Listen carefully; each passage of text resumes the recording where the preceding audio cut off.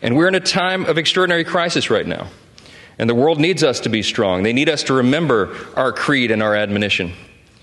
Turmoil and violence have rocked the Middle East and Eastern Europe. We all know it, and tensions continue to build in the Indo-Pacific.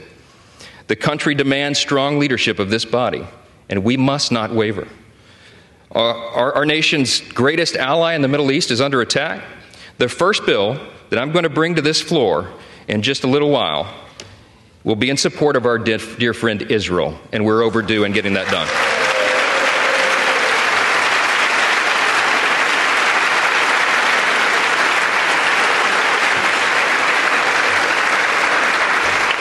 We're going to show not only Israel, but the entire world that the barbarism of Hamas that we have all seen play out on our television screens is wretched and wrong, and we are going to stand for the good in that conflict.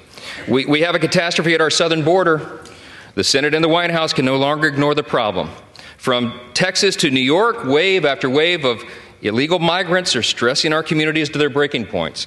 We know that our streets are being flooded with fentanyl, and all of our communities, children, and even adults are dying from it.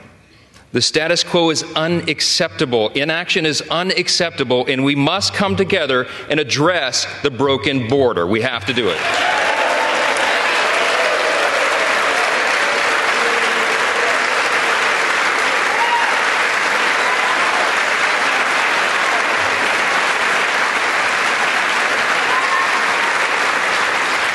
The skyrocketing cost of living is unsustainable, and Americans should not have to worry about how they're going to feed their family every week because they can't afford their groceries anymore. Everybody in this room should think about this. Here's the stats. Prices have increased over 17% in the last 2 years. Credit card interest rates are at the highest level in nearly 3 decades, and mortgage rates are now at a peak we haven't seen since 2001. We have to bring relief to the American people by reining in federal spending and bringing down inflation.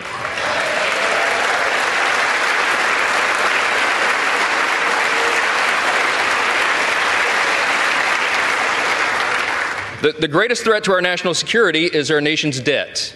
And while we've been sitting in this room, that's right, the debt has crossed almost $33.6 trillion.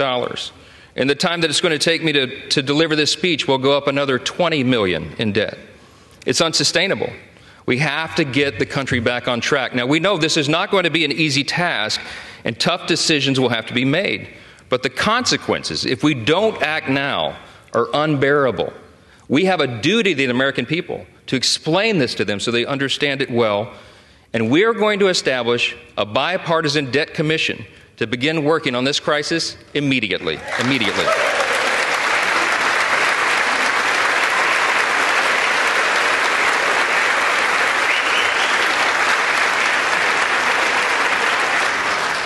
We all know that we also live in a time of bitter partisanship. It was noted, and it's been on display here today, right? When our people are losing their faith in government, when they're losing sight of the principles that made us the greatest nation in the history of the world, I think we got to be mindful of that.